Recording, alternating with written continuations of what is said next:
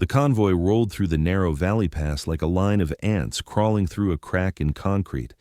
5 armored vehicles, heavily loaded with American Special Operations personnel, equipment crates, and enough ammunition to level a small town.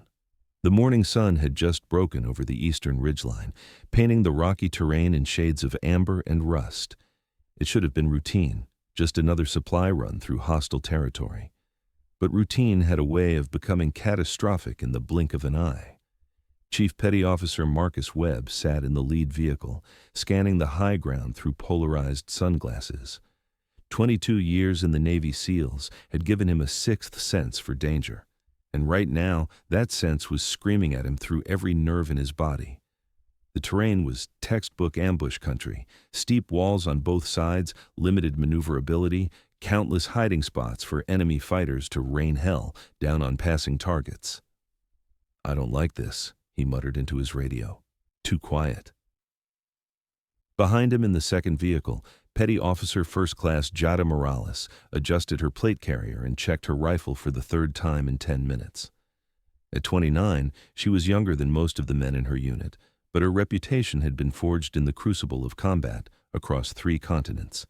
Dark hair pulled back in a tactical bun, brown eyes that missed nothing, and a shooting record that made instructors at Quantico shake their heads in disbelief.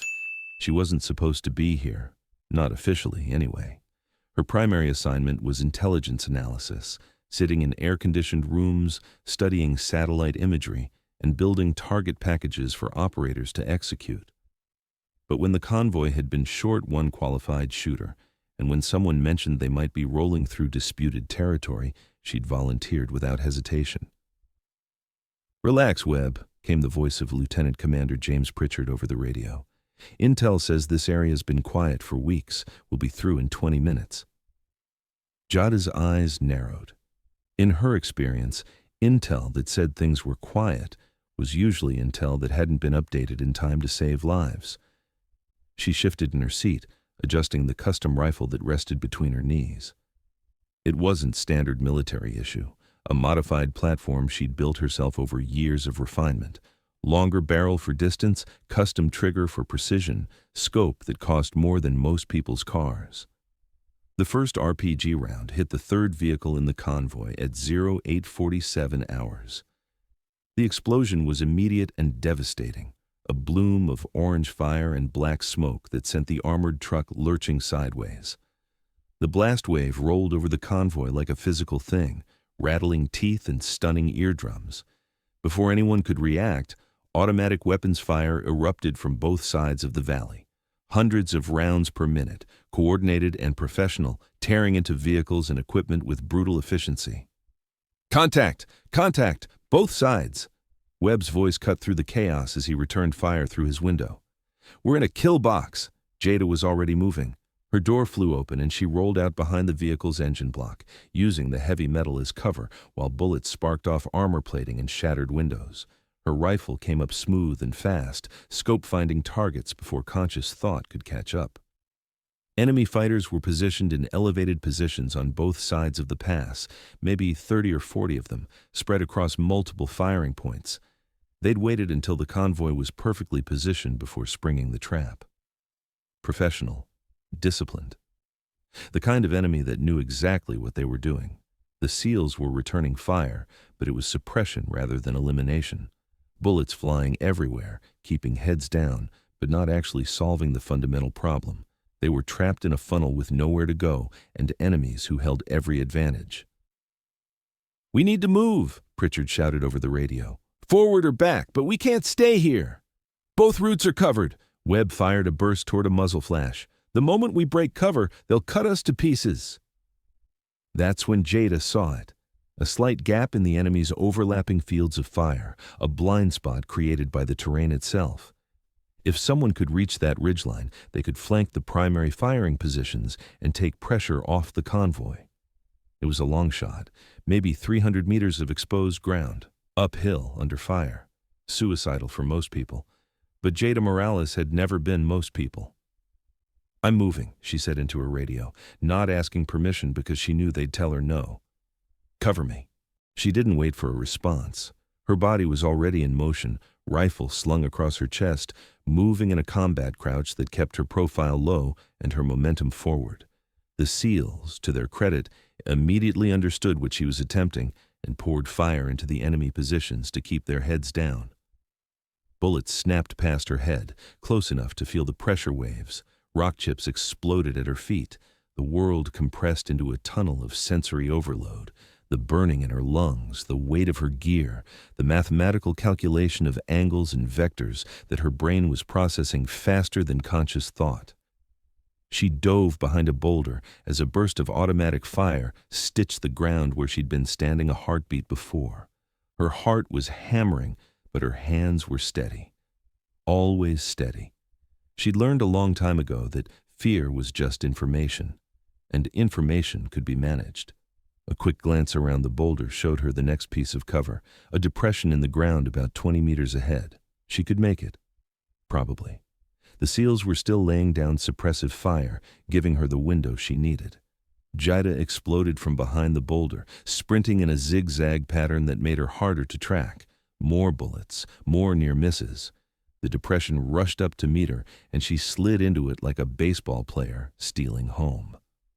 From this position, she had a clear line of sight to 3 enemy firing positions. Her rifle came off her shoulder and into her hands with practiced efficiency. She settled into the dirt, controlled her breathing, and let the world slow down the way it always did when she was behind a scope. First target. Fighter positioned behind sandbags, maybe 250 meters out. She could see the muzzle flash of his weapon, could track the slight movements of his body as he adjusted his aim. Her crosshairs settled on the small portion of his head, visible above the sandbags. The shot was clean. The fighter dropped without a sound that could be heard over the ongoing firefight. 1 down. Second target, another fighter, this one in a more exposed position, trying to move closer to get a better angle on the convoy. Jada's rifle tracked him smoothly, leading his movement by just the right amount to account for distance and velocity. Her finger found the trigger. Another shot. Another kill. The enemy started to realize something was wrong. Their carefully orchestrated ambush was being disrupted by precise fire from an unexpected angle. Some of them began to reposition, trying to locate the new threat. But Jada was already transitioning to her third target, a fighter who was setting up what looked like a heavy machine gun. If that weapon got into action, it could tear through the convoy's armor like tissue paper. She couldn't allow that. The range was longer this time, almost 300 meters. Wind was picking up, pushing from left to right. She made a tiny adjustment to her scope, compensated for the wind drift, and fired.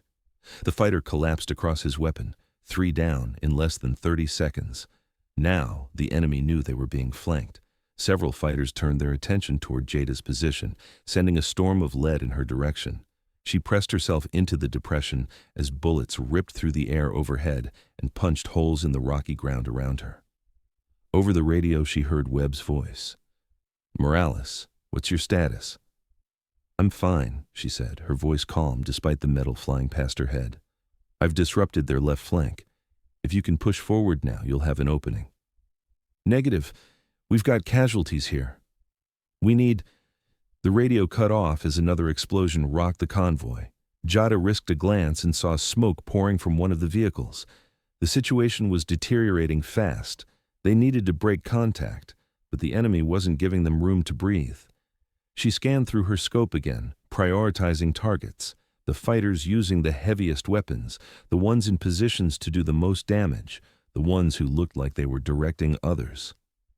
Her rifle spoke again, and again, and again. Each shot was deliberate. Each shot was final.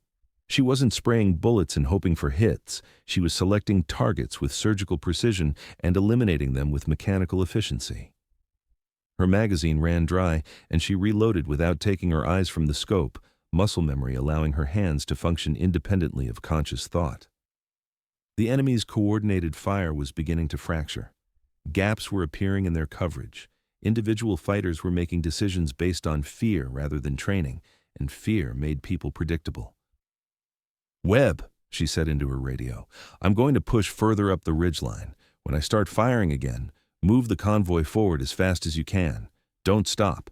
Don't look back. Just move." "Morales, You can't. Trust me." She was already moving again, using the temporary suppression of enemy fire to gain more ground. Her legs burned with the effort of climbing while carrying 50 pounds of gear. Sweat ran down her face despite the cool morning air. But she kept moving, because stopping meant dying, and dying meant failing the people depending on her. She reached an outcropping of rock that gave her an elevated position overlooking the entire kill zone. From here, she could see everything: the trapped convoy, the enemy positions, the terrain that channeled movement and dictated tactics. Jada settled into a prone position and became absolutely still. Her breathing slowed. Her heartbeat steadied. The chaos of combat faded into background noise as she entered that focused state where nothing existed except her, the rifle, and the target. She began to work through enemy positions methodically, starting with the ones that posed the greatest threat to the convoy's escape route. Each shot was placed with mathematical precision: center mass when the target was close, headshots when they were behind cover, leading moving targets by exactly the right amount to account for their speed and direction. The enemy fighters began to panic. They couldn't see her clearly from their positions, couldn't pinpoint exactly where the devastating fire was coming from.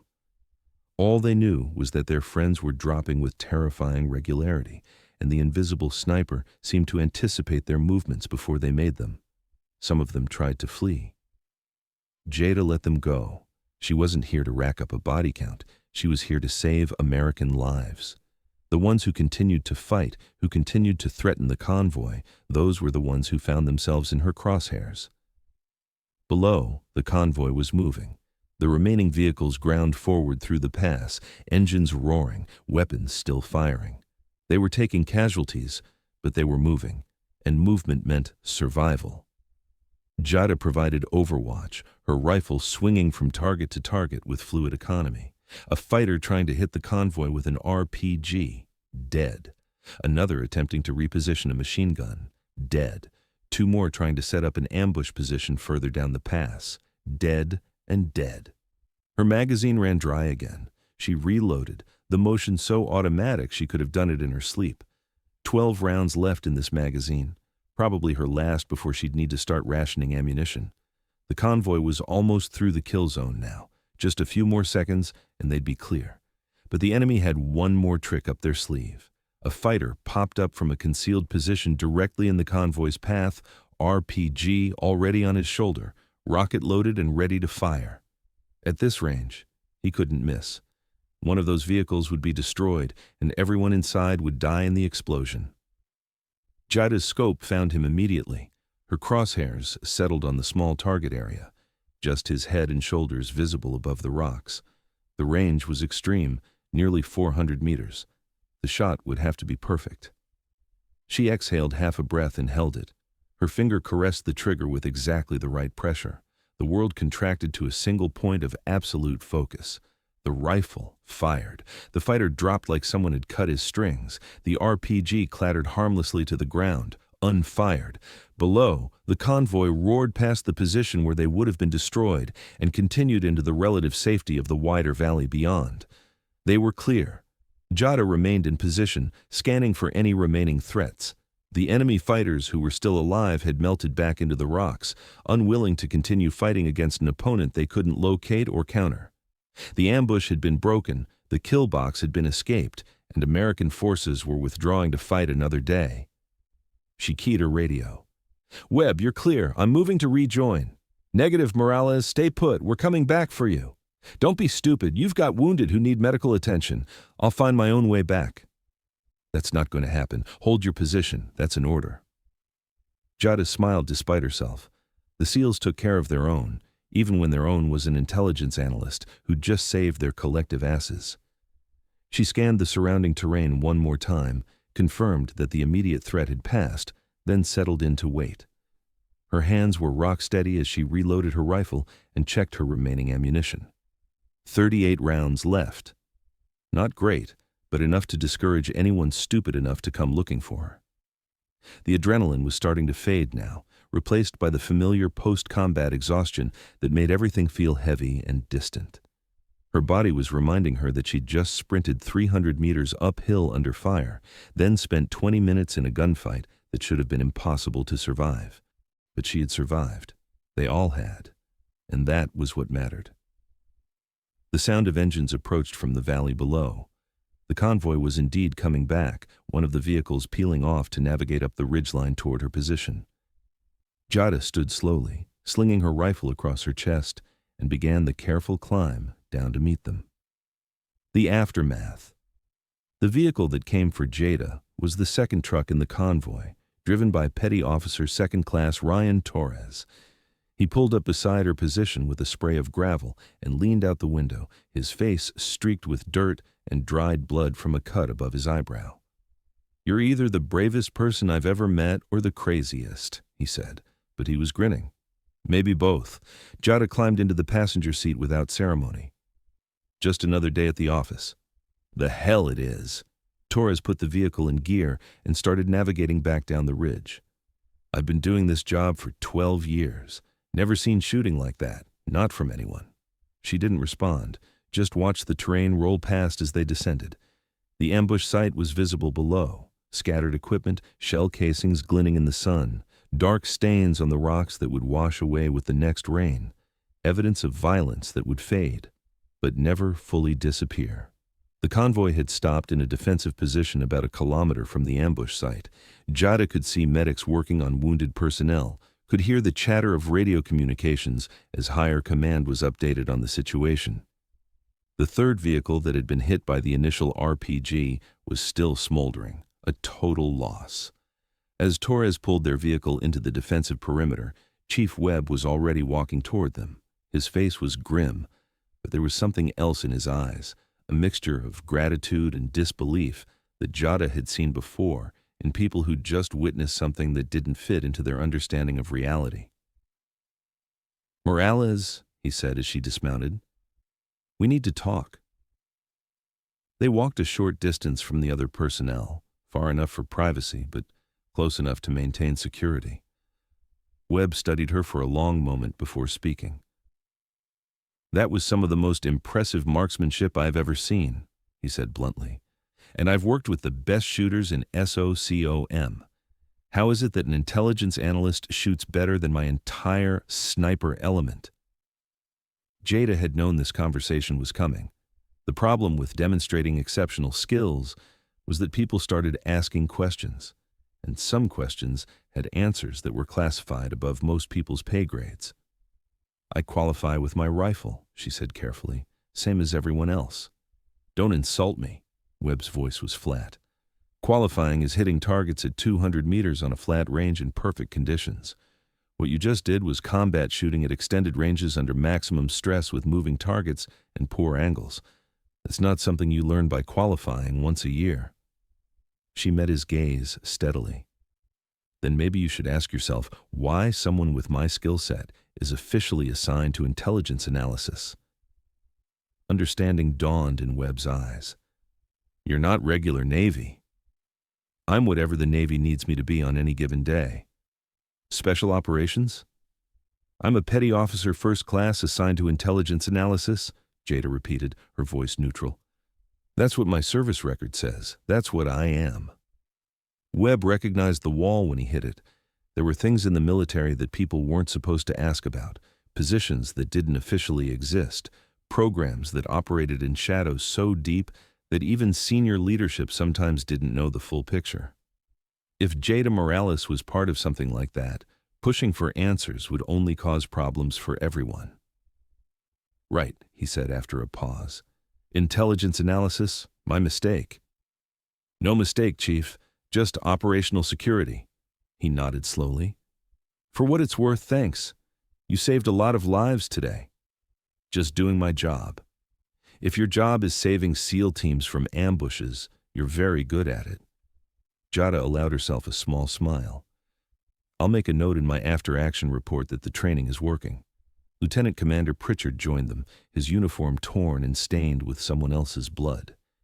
He'd been helping the medics treat the wounded. His expression was strained but composed, the face of someone who'd just lost people under his command and was holding himself together through sheer professionalism. Final count, he said without preamble.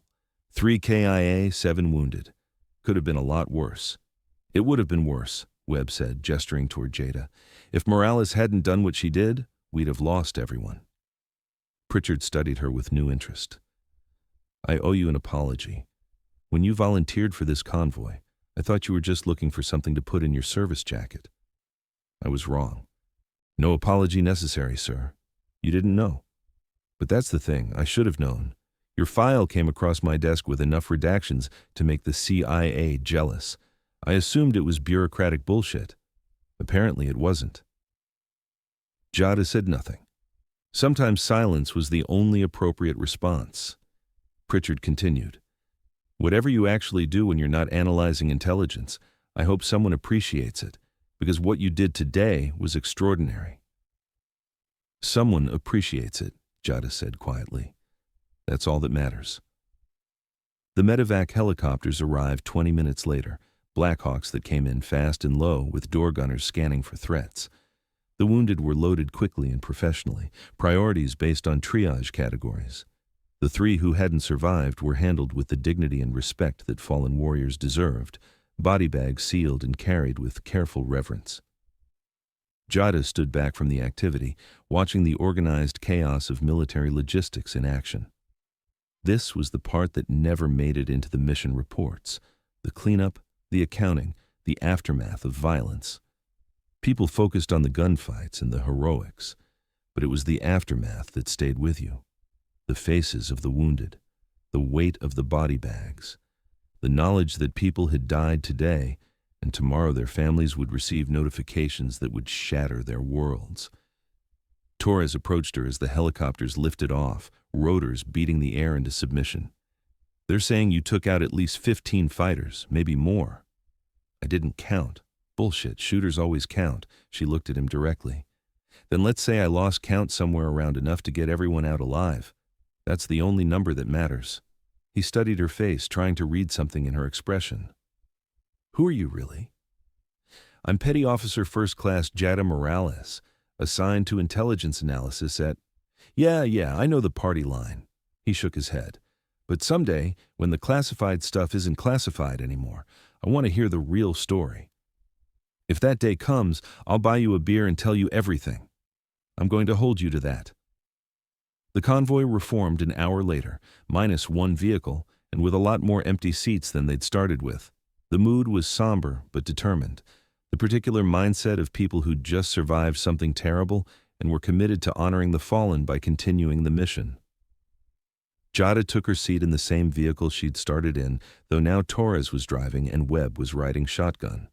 The return journey would follow a different route, already cleared by a quick reaction force that had deployed the moment the ambush was reported. No chances were being taken this time. As they rolled out, Webb turned in his seat to look at her. One more question. Shoot.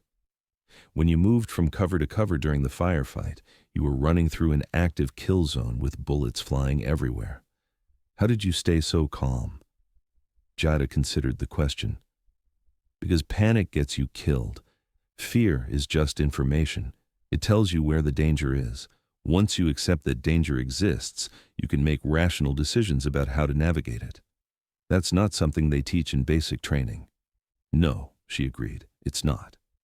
Where did you learn it? Classified, Chief. He laughed, though there wasn't much humor in it. Everything about you is classified. Not everything. You know I prefer my coffee black. That's not classified. Good to know we're sharing the important secrets. The convoy made it back to the forward operating base without incident. As they passed through the security gates and entered the relative safety of the fortified perimeter, Jada felt some of the tension drain from her shoulders. They'd made it. Not everyone, but enough. In this business, that sometimes had to be sufficient. Debriefing took 3 hours. Jada sat in a small room with Pritchard, Webb, and 2 intelligence officers who wanted to know every detail of the ambush, the enemy tactics, and the response. She provided information efficiently and without embellishment, sticking to observable facts and avoiding speculation. When they asked about her actions during the firefight, she kept her responses technical and professional. Range to targets, wind conditions, ammunition expenditure, the mechanics of shooting without the emotional weight of what shooting meant. The intelligence officers took careful notes, but asked no questions about her background or training. Either they already knew and didn't need to ask, or they'd been briefed to avoid certain topics. Either way, Jada was grateful for the professional courtesy. When the debriefing finally ended, Pritchard stopped her at the door. "One more thing. Your actions today are going into my official report, and I'm recommending you for a commendation." "That's not necessary, sir." "Yes, it is. Good work deserves recognition." "My work is most effective when it's not recognized," he smiled grimly. "Then I'll make sure the commendation stays at an appropriate classification level. But it's going in the record, Morales. You earned it." She nodded, knowing that arguing further would be disrespectful. "Thank you, sir." Outside the debriefing room, the sun was setting over the base, painting the sky in shades of orange and purple. Jada walked toward her quarters slowly, her body finally acknowledging the toll of the day's events. Every muscle ached. Her ears were still ringing from sustained weapons fire. She could feel bruises forming where her plate carrier had absorbed impacts during her sprint up the ridgeline. But she was alive. They were alive. And tomorrow they'd do it all over again. Her quarters were sparse. A cot, a footlocker, a small desk with a laptop secured by multiple layers of encryption. She set her rifle carefully against the wall, then sat on the edge of the cot and began the process of removing her gear. Body armor came off first, plate carrier with its ceramic plates that had protected her from bullets she'd never know about. Then, her battle belt with magazine pouches and medical supplies, and all the small items that could mean the difference between life and death in combat. When she was down to her base uniform, she allowed herself to close her eyes for just a moment. Behind her eyelids, she could still see the ambush site, could still feel the rifle's recoil against her shoulder, could still remember the precise moment when her crosshairs had settled on each target and she'd made the decision to fire. Those moments would join all the other moments in the catalog of violence she carried with her. Not with pride and not with shame, but with the pragmatic acceptance that this was the job she'd chosen. Someone had to be willing to do the difficult things. Someone had to stand between chaos and the people who needed protecting. Today, that someone had been her. A knock on the door pulled her from her thoughts. "It's open." Torres stepped inside, carrying 2 cups of coffee from the mess hall. He offered her one without a word. She accepted it gratefully, wrapping her hands around the warm cup and inhaling the steam. "Couldn't sleep?" she asked. "Won't be sleeping for a while."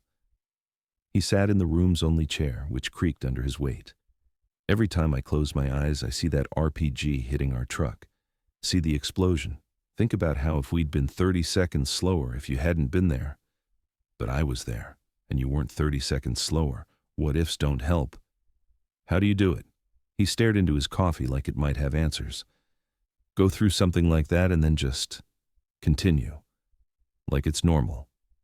"It's not normal," Jada said quietly. "It's necessary. There's a difference."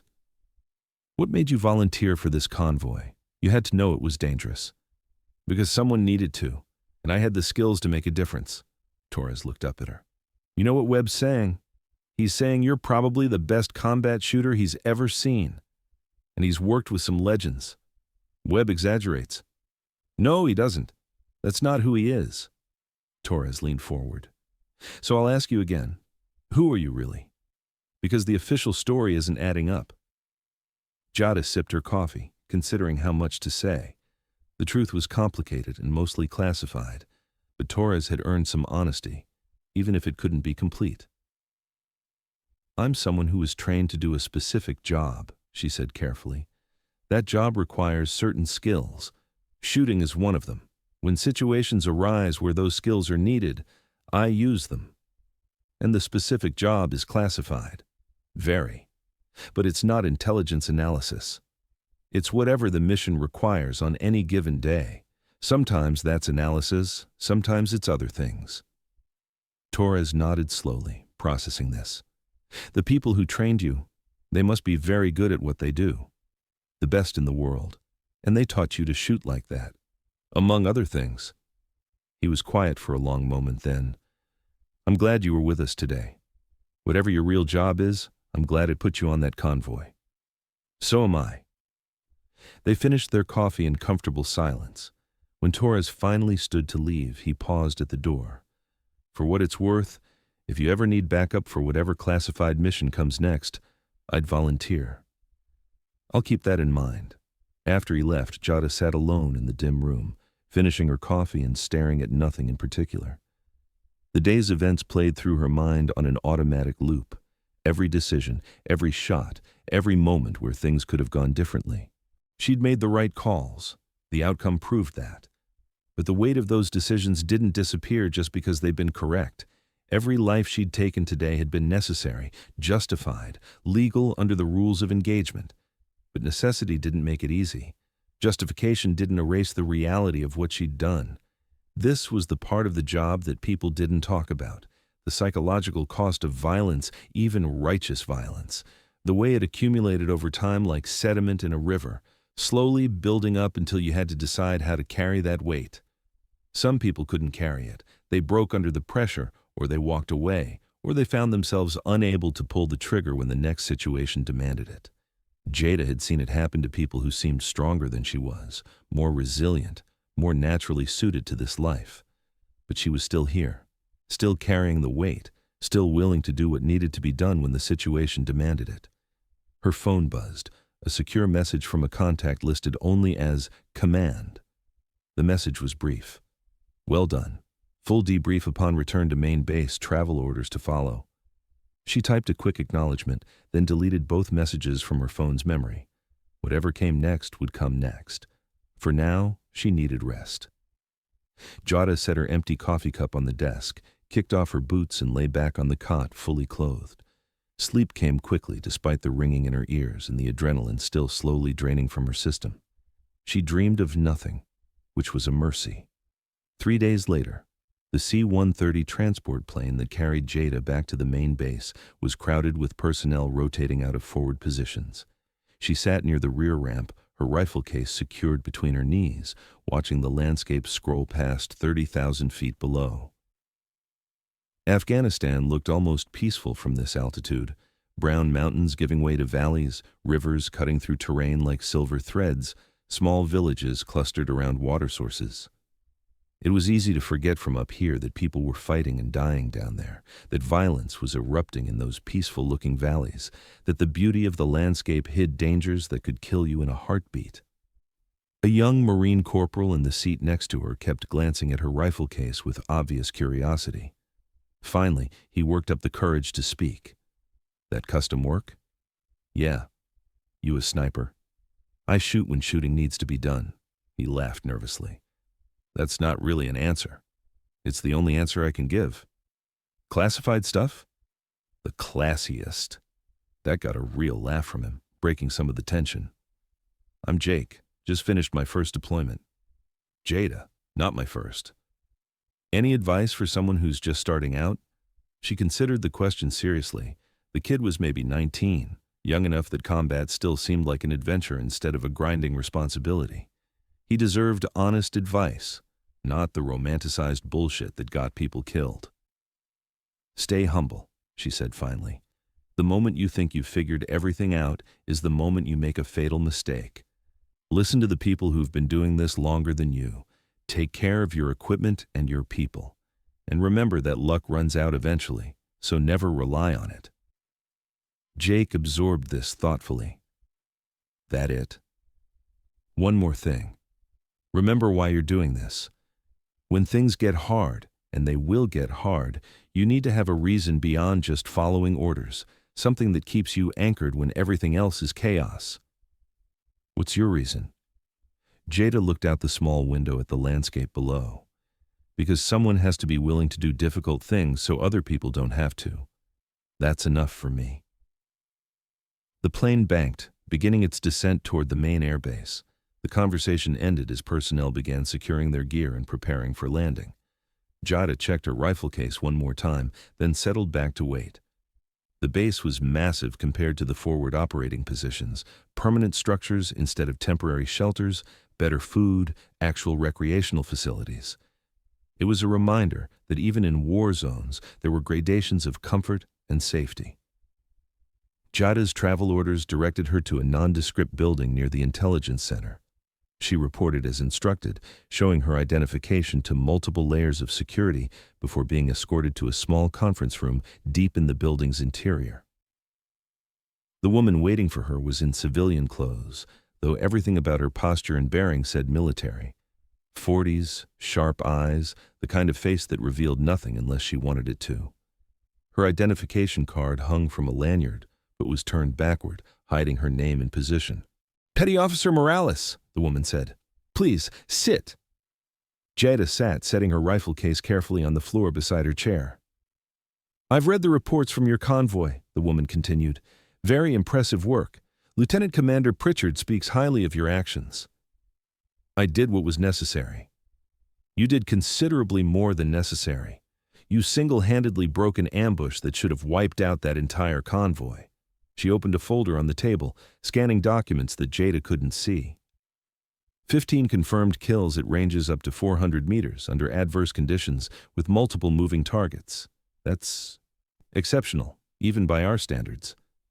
"Thank you." "The problem," the woman said, her tone shifting slightly, "is that exceptional performance draws attention. And attention is something we generally try to avoid in your line of work."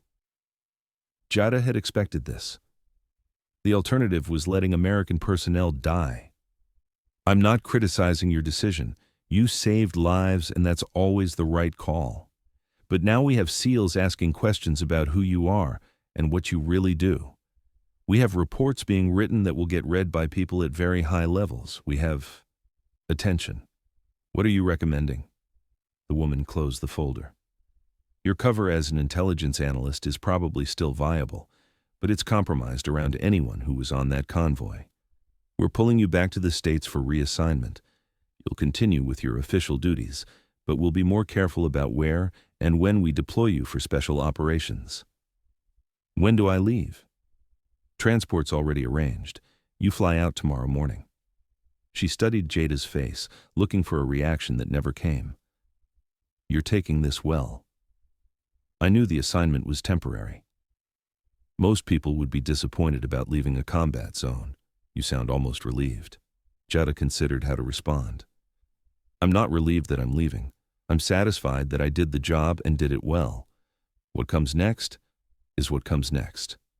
The woman smiled slightly. "That's the right attitude for this work. Keep that attitude, and you'll have a long career." She stood, offering her hand. "Good work, Petty Officer. Truly exceptional." They shook hands. The woman's grip was firm and professional. "One more thing," Jada said before the woman could leave. "The Marines who died in that ambush, do their families get the full story?" "They get what we're authorized to tell them, that their loved ones died in combat, that they were heroes, that their sacrifice mattered. The specific details of the ambush and the response," she shrugged slightly. "Some things stay classified." "Even from families?" "Especially from families." Operational security doesn't have exceptions for grief. It wasn't the answer Jada wanted, but it was the answer she expected. In this business, truth was commodified and controlled. Even death had classification levels. The rest of her time at the base passed quickly. Jada packed her gear, submitted final reports, and said goodbye to the few people who knew her well enough to warrant goodbyes. Most of her work had been done in isolation, her real missions conducted without witnesses, her actual contributions known only to a handful of people with the right clearances. On her last evening, she walked the perimeter of the base as the sun set. The mountains in the distance turned purple and gold, beautiful in that stark way that dangerous places often were. She'd spent months here, living in the tension between her official duties and her classified missions, maintaining the fiction of who she was supposed to be while doing the work that actually mattered. It had been exhausting, rewarding, necessary, and now it was ending, at least this chapter of it. Torres found her near the flight line where helicopters were being prepped for night operations. "Heard you're leaving tomorrow." News travels fast. Small community, even smaller when someone does what you did. He kicked at the dirt with his boot. "We're going to miss having you around. Feels safer knowing you're watching our backs." "You'll be fine. Webb's a good chief. Pritchard's a solid commander. You've got good people. We did have good people. Then we lost 3 of them because we walked into an ambush. His voice was heavy with the guilt that survivors always carried. If you hadn't been there, but I was there, that's what matters. Is it? He looked at her directly. 3 families are getting visits from casualty notification officers. 3 sets of parents or spouses or kids are having their worlds destroyed. And the only reason it's not more families is because you happened to volunteer for a convoy that you had no official reason to be on. Jada understood what he was really asking. You're wondering if there's some bigger plan, some reason why things happen the way they do, I guess? There isn't. There's just people making decisions and living with the consequences.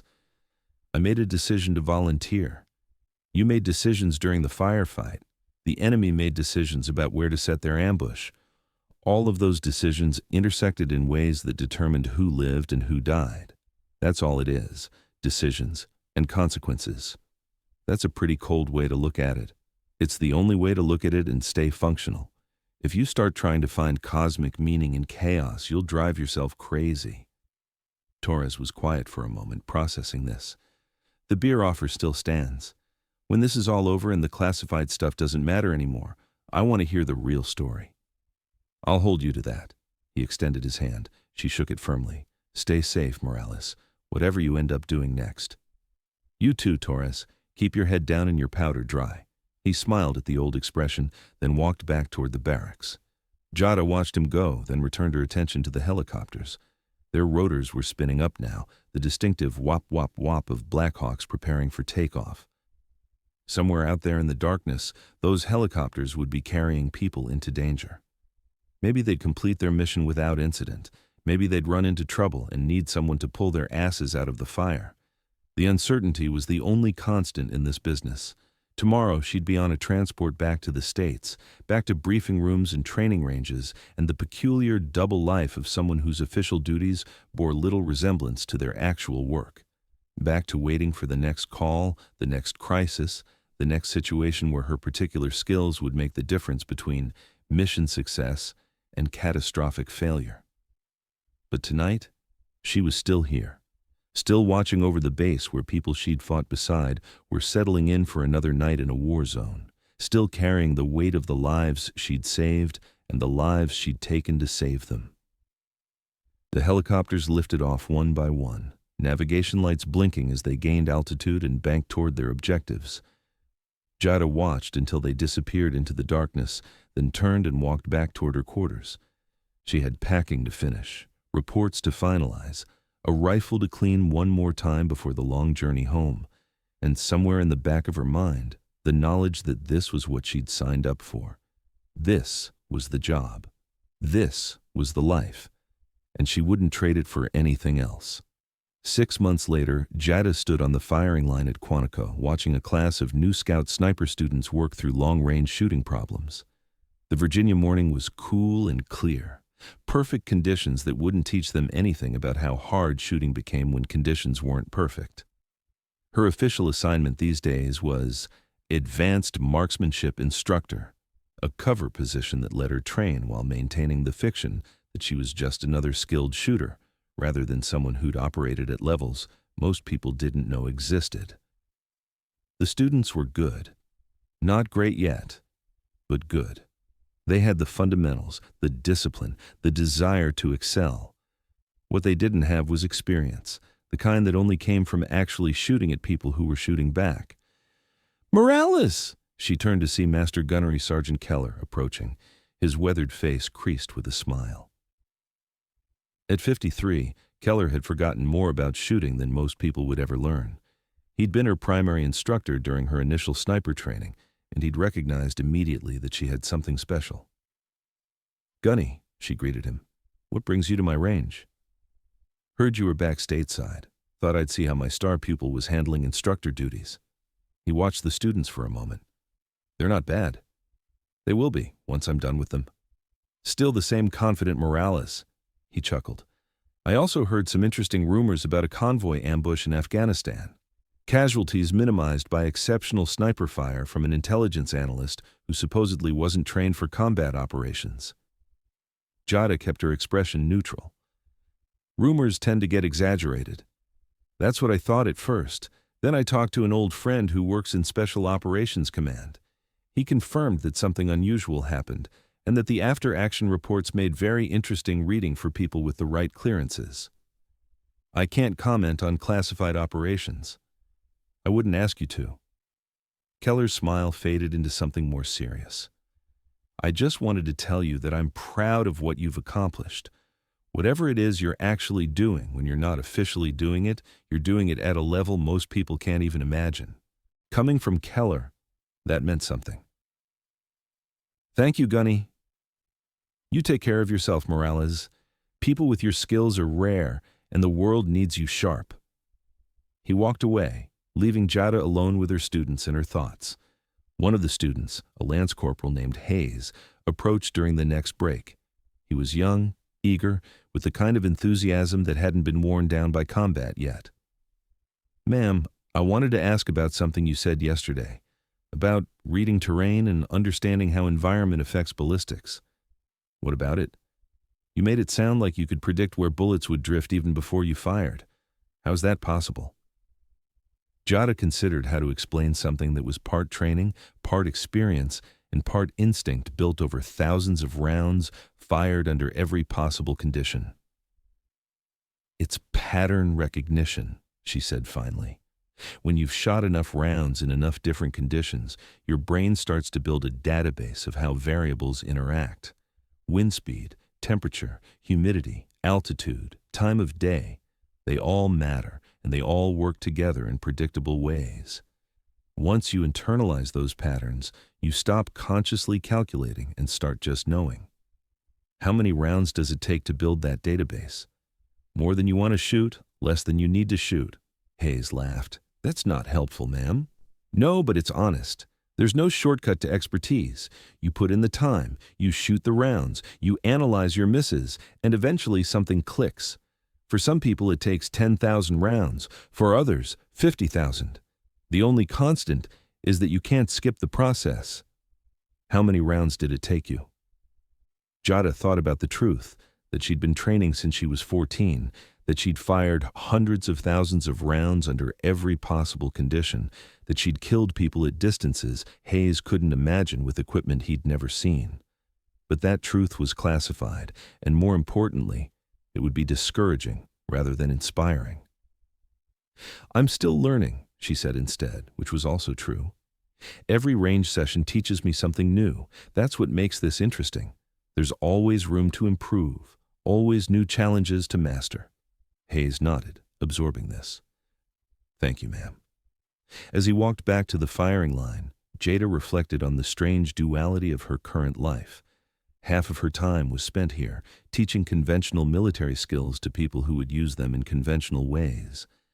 The other half was spent preparing for missions that she couldn't discuss, training for scenarios that officially didn't exist, working with equipment that had no official designation. It was exhausting maintaining the split identity. But it was also necessary. The skills she'd developed couldn't be contained within normal operational frameworks. Sometimes you needed someone who could operate in the gray areas between conventional warfare and covert operations. Someone who could look like a regular service member but perform at levels that regular service members couldn't achieve. Her phone buzzed, a secure message from an unknown number. The text was simple. Situation developing. Be ready for immediate deployment. Details to follow. Jada deleted the message and returned her attention to her students. Whatever was coming would come. For now, she had a job to do here, teaching the next generation of snipers how to place bullets exactly where they needed to go. The afternoon sun climbed higher, casting sharp shadows across the range. Hayes settled into his shooting position, adjusting his scope and checking his wind call. Jada watched his form critically. Good body position, proper cheek weld, breathing controlled. He had potential. Take your time, she called out. Read the mirage. Feel the wind on your face. The target's not going anywhere. Hayes fired. The round impacted 2 inches low and 1 inch left of center. Good shot, Jada said, surprising him. Now tell me why it went where it went. I'm not sure. I thought I had the wind call right. You did. But what about the temperature? The sun's been baking that target for 3 hours now. The air above it is hotter than the air around it. What does that do to your bullet? Understanding dawned on Hayes's face. Thermal lift. The bullet rises as it passes through the heated air. Exactly. Now adjust and shoot again. The next round was dead center. Jada smiled. This was the part of the job that felt clean, passing knowledge forward, training the next generation, helping them avoid the mistakes that could get them killed. No classified operations, no double identities, just straightforward instruction that made people better at their jobs. But even as she taught, part of her mind was already spinning up for whatever mission that text message had hinted at. Somewhere in the world, a situation was developing that would require her particular skill set. Someone was going to need precision fire under impossible conditions. Someone was going to need a shooter who could do things that shouldn't be possible. And when that call came, Jada Morales would be ready. Because that was who she was, not just an instructor, not just an intelligence analyst, but a weapon that could be deployed when conventional options failed. A solution to problems that couldn't be solved by regular means. The quiet professional, the hidden asset, the woman who'd saved a convoy of SEALs and then disappeared back into her cover identity like she'd never been there at all. As the afternoon wore on and her students continued their training, Jada felt the familiar anticipation building. The next mission was coming, the next impossible shot, the next moment where everything would depend on her ability to place a bullet exactly where it needed to be, under conditions that would make most shooters give up before they started. She was ready for it. She was always ready. That was what separated her from everyone else on this range, from almost everyone in the military. She didn't just train for the mission, she lived for it, craved the challenge, needed the validation that came from doing impossible things and making them look routine. The sun dipped toward the horizon, painting the sky in shades of orange and gold. Jada called an end to the day's training and watched her students police their brass and clean their weapons. Tomorrow they'd be back, working on the next set of skills, pushing themselves toward the standard of excellence that separated good shooters from great ones. But tomorrow Jada might not be here.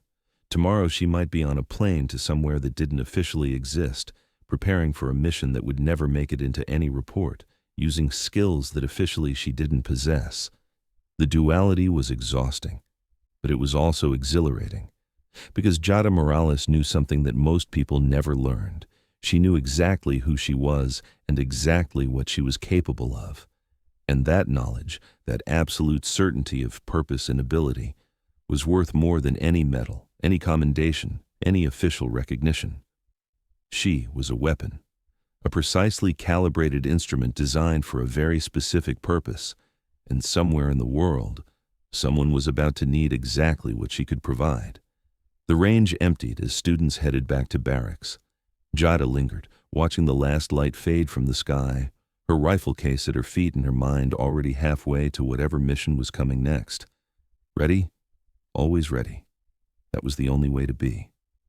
Thank you for watching. Subscribe to hear more powerful stories of brave women in uniform.